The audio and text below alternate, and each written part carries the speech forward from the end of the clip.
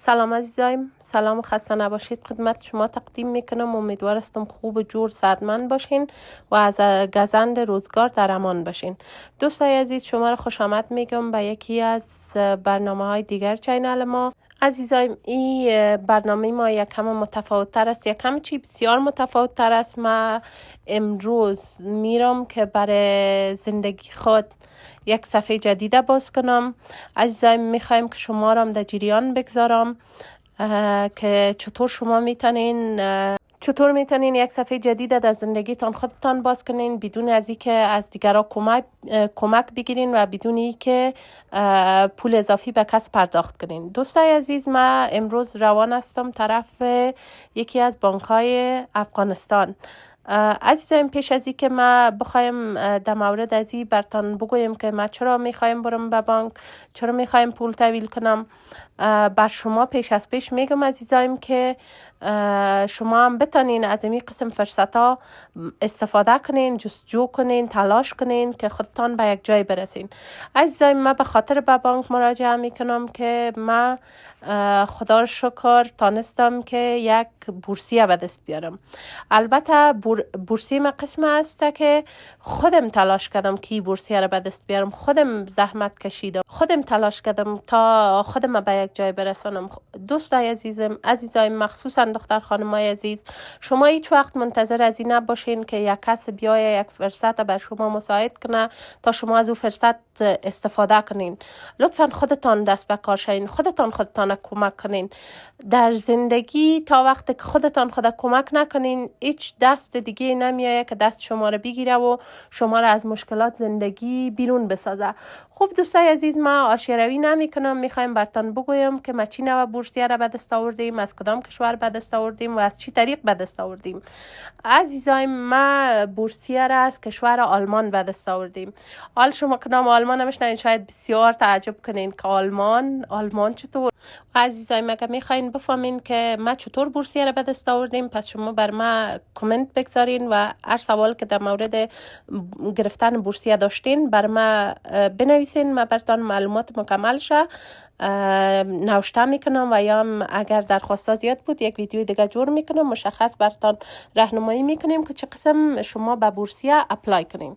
اینجا هم رفتم در بانک، متاسفانه که بسیار ناامید شدم به خاطر که از بانک های افغانستان من جمله از زی بانک ما نمیتونیم که پول به خارج از کشور ارسال کنیم. به خاطر نمیفهمم یک سلسله مشکلاتی که وجود داره نمیشه که پول ارسال کنیم. خب در این نمایندگی که رفتم بر ما گفتن که باید برم در نمایندگی ببخشین در بخش مرکزی باید برم. اینجا من یک تاکسی گرفتم و به طرف بخش مرکزی روان هستم ببینم که اونجا امکان پذیر است یعنی آیا پول ارسال میشه یا نمیشه. در صورتی که میشدم براتون توضیح میتم، اگر نمیشدم توضیح میتم. و عزیزایم، میخواستم بگویم که این بورسیه را ما در مقابل پول دریافت کردیم، یعنی باید فیس پرداخت کنم. در صورت که فیس پرداخت نکنم ما بورسیه را گرفتن نمیتونم. حالا به خاطر بانک میرم که ما اونمو فیس ثبت نام خود پرداخت کنم تا اونا بتونن بر ما یک پذیرش ارسال کنن. که امروز دیگه قسمه که میبینین ما در راه هستم، میخوایم به طرف بخش مرکزی از زی بانک برم این معلومات بگیرم که آیا من میتونم از افغانستان به یکی از دانشگاه های آلمان یا کشورهای دیگه پول ارسال کنم یا نه. در صورت که پول ارسال میشد ما برای شما عزیزا میگم. و در راه گفتم باش که یگان قسمت های زیبای شهر ببینیم، مخصوصا امی قسمت هایی که درخت داره. دوستان من چم نمیفهم، شما هم متوجه میشین، یعنی انسان وقتی که از زیر امی درخت ها تیر میشه بسیار یک حس خاص راحتی به دست میاره، مخصوصا اون روزایی که بسیار آفتاب زیاد میباشه و هوا گرم میباشه.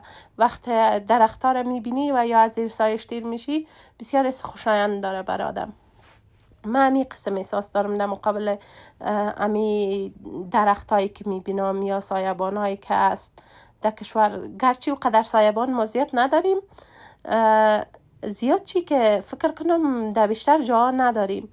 خب بازم همین درخت ها خوب است و دوستای عزیز کوشش کنین که هر سال جدیدی که شروع میشه یک نهال بکارین، انشالله که اولادای ما آینده، کسایی که در آینده بزرگ میشن از او درخت ها استفاده میکنن، برشان مثمر تمام میشه. این بسیار خوب است و اونا هم بیشتر از ما شاید کوشش کنن که در سرسبزی کشور و وطن خود سهم بگیرن. اینجا هم به نزدیکی از بانک رسیدم. این کاکاگک که در موتر شیشته بودم کدام بسیار جنجال کرد، گفت نباید فیلم بگیرم به خاطر که اینجا منطقه ممنوع است که فیلم گرفتن ازشان درست نیست. از او خاطر ما هم نگرفتم و از بانک هم نتونستم بخش مرکزی چه ازش فیلم بگیرم چون اجازه نبود فیلم گرفتن. و در بخش مرکزی هم عزیزایم کار من نشد، گفتن ارسال کردن نمیتونیم، در صورت که برای یک شخص بخواین خارج از کشور پول ارسال کنین میشه، اما ما نمیتونیم که در یک اکاونت به خاطر یک دانشگاه پول ارسال کنیم. از اونجا بیرون شدم، رفتم طرف سرای شاهزاده یا امو حمید مارکت. اونجا هم رفتم، متاسفانه که اونا هم ارسال نمیکردن. بعد از او مجبور شدم که دوباره برگردم طرف خانه. فعلا دیگه طرف خانه روان هستم، ببینم اگر یک راه حل درست دیگه و منطقی باشه ما از او طریق بتونم پول خود ارسال کنم. و عزیزایم حال دیگه نزدیک شارنو هستم. بسیار رابندی بود، هوا هم بسیار گرم بود، رابندی هم بود، بسیار خسته کن بود. جایی که رابندی بود من بر شما قطع کردم که حوصله شما سر نره، نگوین که کل سر کار برام نشان میده. خب چیکار کنم دیگه دوستای عزیزم، من بر فعلا ممنوع تصویر هستم. ببینم که در آینده ها بخیر انشالله اگر تانستم حتما روی تصویر میایم و اگر پیج ما لایک هاش بالا رفت و برنامه های ما ازش بیشتر دیدن شد و گفته امو افغانی ها خود ما اگر مشهور شدیم انشالله که روی تصویرم خواهد آمدیم. اگر نشدیم امی قسم یک انسان گمنام نیمانیم و برنامه های خدا امی قسم پیش میبریم. و دوستای عزیز من معلومات در بخش اینمی بخش شهرنو ندارم، نمیفهم که چی جور میشه. کلان یک سیستم بسته جور کردن. اگر شما در موردش معلومات دارین که چی جور میشه باز برای من معلومات بتین که ما هم بفهمم. اینجا هم خانه رسیدم، همراه بچه خود یک ذره وقت گذاشتندم، دق شده بود بیچاره. ساتریای خدا کردیم، قصه خدا کردیم.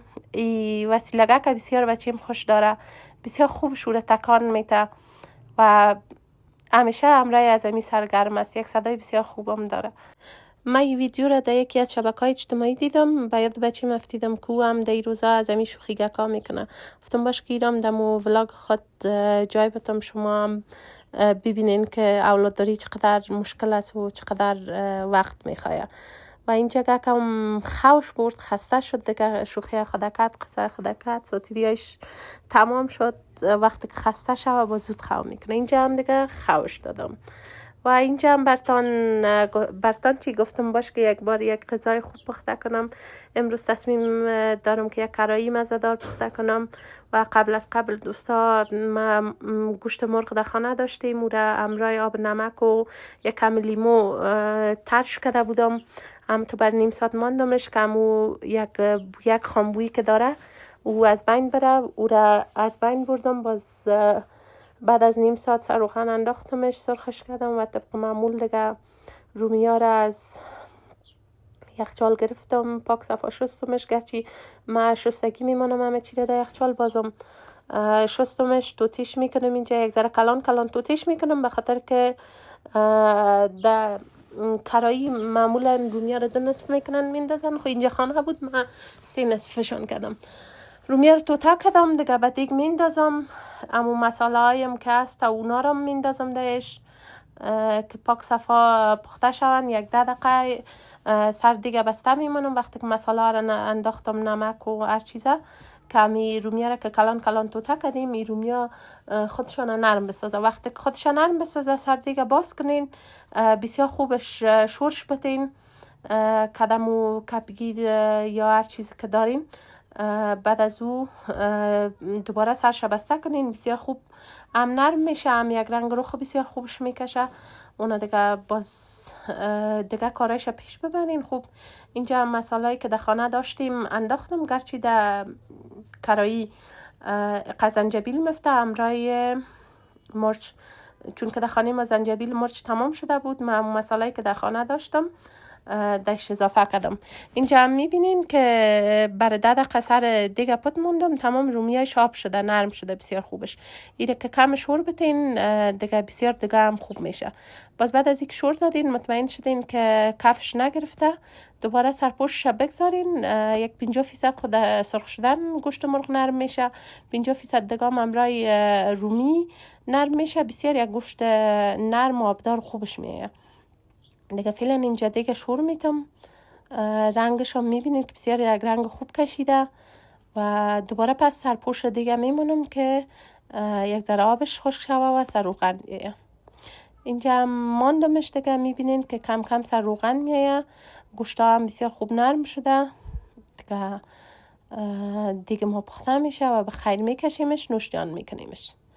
اینجا هم که میبینین بیخی سر روغن آمد. ما قدر زیاد آبش خشک نمیکنم که یک ذره آبدار بیایه مثل قورمه باره. و اینجا هم کشیدیمش، پخته شده بود، بسیار مزه‌دار بود. سرش یک ذره نعنای خشک انداخت و جایتان خالی نوشجانش کردیم. اینجا دوستای عزیز ما پول خود از یک طریق دیگه ارسال کردم. اگر میخواستین بفهمین که از چی طریق، بر ما لایک کنین، کامنت کنین و نظریاتتان نوشته کنین و سوالایی که دارین بپرسین. من حتما براتون جواب میدم و من ویزای خود خانه پوری کردم. انشالله الرحمن به خیر خوبی که ویزی ما برای و ما بتانم یک سفر اکادمیک داشته باشم به خاطر درسای خود و بتانم امو رشته را که دوست دارم دو تخصص بگیرم.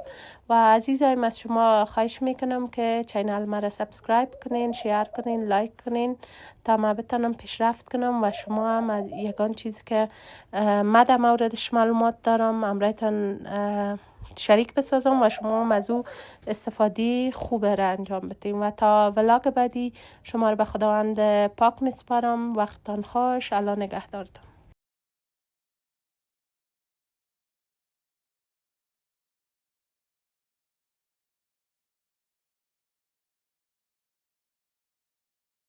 کامنت بگذارین و سوالاتی که دارین پرسان کنین. من حتما براتون جواب میدم. و در آخرم دوستای عزیز منتظر هستم که صفحه چینل ما را لایک کنین، کامنت بگذارین، شیر کنین و همچنان سابسکرایب کنین. ازتان تشکری میکنم. براتون وقت خوش میخوایم. در پناه عزت متعال باشید.